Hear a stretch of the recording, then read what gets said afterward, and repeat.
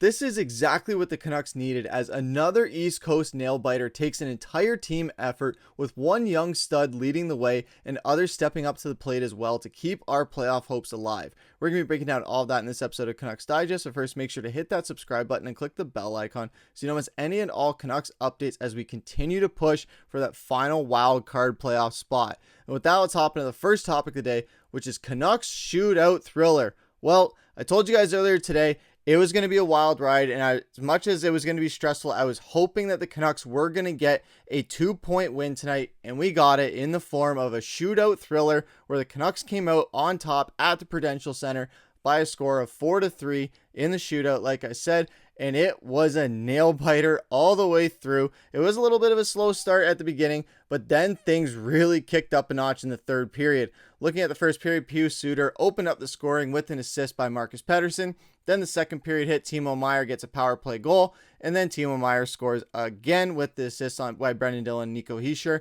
And then our boy Jonathan Lekkerimäki, or I should say Mark's boy, was the one who did get the goal ahead, or the tying goal, and then Erik Haula gets the go-ahead goal with Pius Suter coming in to bail him out again with the assist by Jake DeBrusk and Quinn Hughes keeping that point streak alive. It seemed like Quinn Hughes did not come off the ice at all tonight. Definitely the 3 stars of the game. You could almost pick 4 stars of the game tonight, and those 4 stars being Pius Suter, of course, Jonathan Lekkerimäki, Quinn Hughes, and Thatcher Demko. We're going to touch on those in a second, but I do want to give Jonathan Lekkerimäki his flowers for playing a fantastic game. He did have a bad giveaway at one point in the game after he scored his goal, but he made up for it with the game-winning goal in the shootout. After it all came down to him, Jake DeBrusk scored, then Bratt scored, then there was no scoring for a while. Garland, Suter missed, and then Lekkerimäki got the chance to just bury it home, and he rose to the occasion. It was fantastic to see. I was texting Mark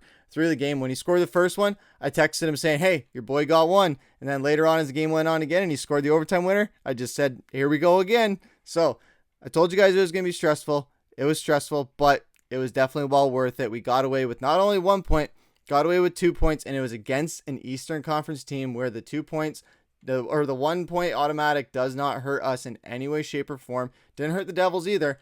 But the big thing was that it didn't hurt us. Quinn Hughes got to beat his brother Luke, so that was another dub for him as well on a night where he got over 30 minutes of ice time. He was all over the ice. He had 3 minutes alone in the overtime period and then 11 minutes in the third period.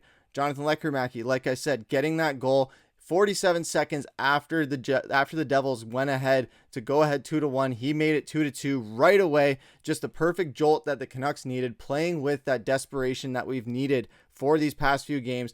Thatcher Demko as well. Amazing between the pipes tonight. I know that rebound goal that they had, the tying goal, I should say, that one was unfortunate because that was just a bad bounce off the back of the boards.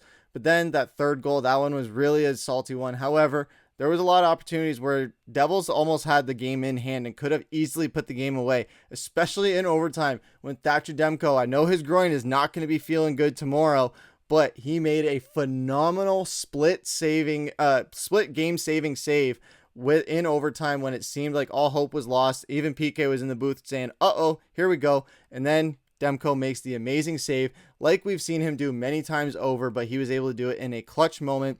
There were some comments in our last video saying that it's going to take a while for Demko to get back in the swing of things. He was firing on all cylinders tonight, where the goals the Devils were getting wasn't many just straight up goals through traffic like we saw She Loves give up. Wasn't a lot of times where he was left out to dry, and if he was able to get the puck stopped.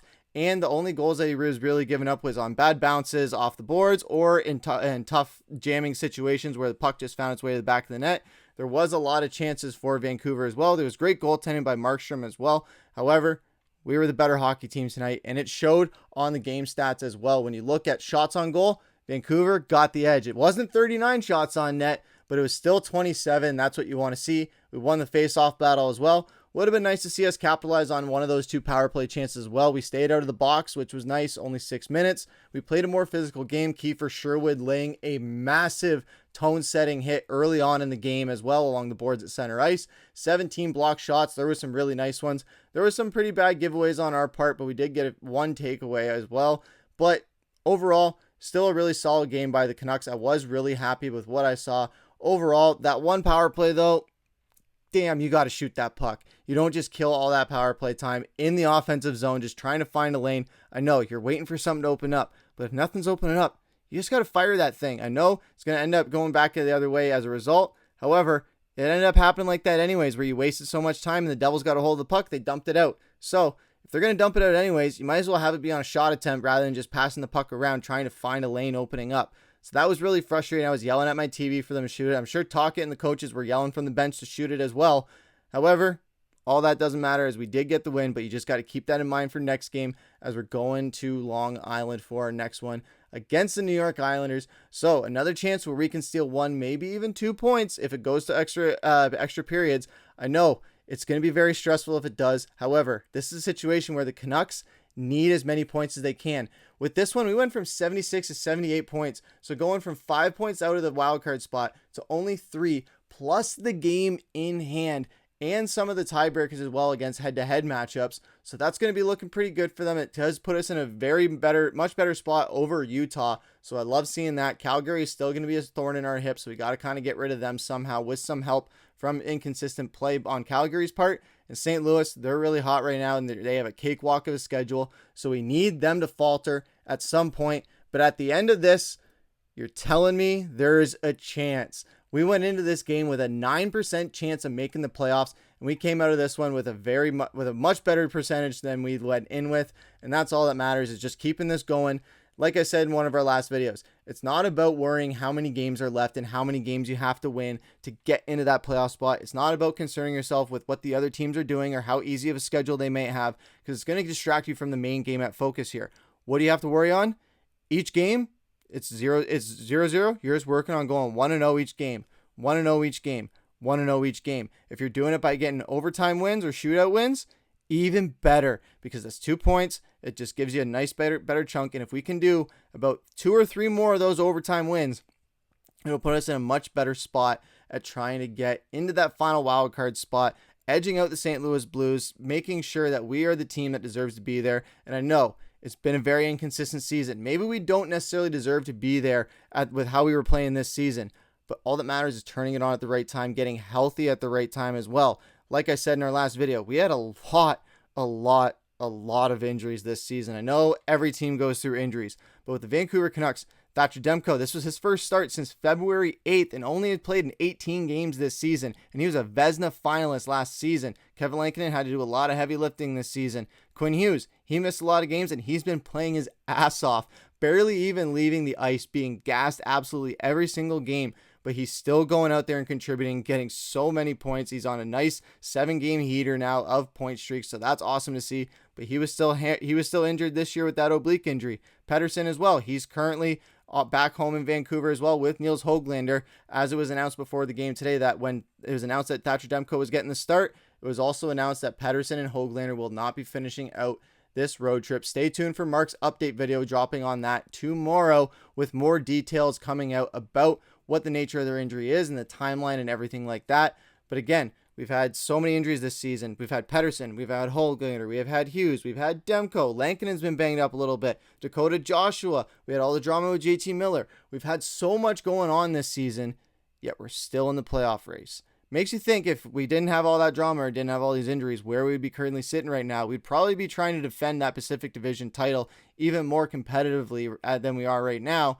However, this is the cards we're dealt, and we're still in the midst of that playoff race with a very thrilling win. And I know the rest of these games down the stretch are going to be like that. It's just a matter of keeping this momentum going. And hey, if it goes to extra periods, as stressful as it will be, the 2 points as a result at the end of it is what matters. And if you don't win, well, at least you're getting 1 point as a result, and is better than leaving the ice with nothing, even if you're leaving with an overtime heartbreak. But what did you guys think of this game overall? What did you like? What did you hate? What did you love?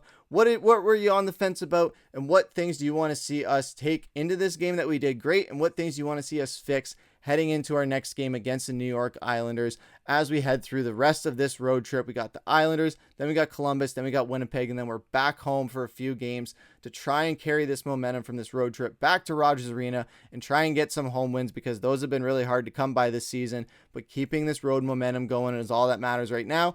And all it is, hey, we won tonight, but now it's back to 0-0.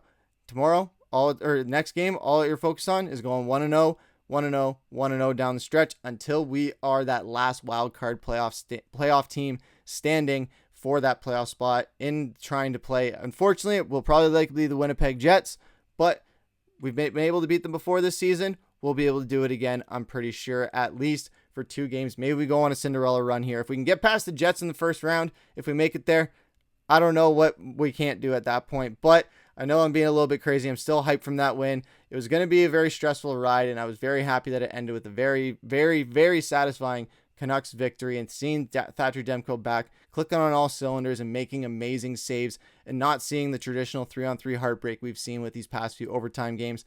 But let us know what you guys think down in the comments on your feelings on this and the rest of this road trip as we get closer and closer to this playoff push to try and end the regular season on a high note. But with that, I've been your host, Griffin. Take care.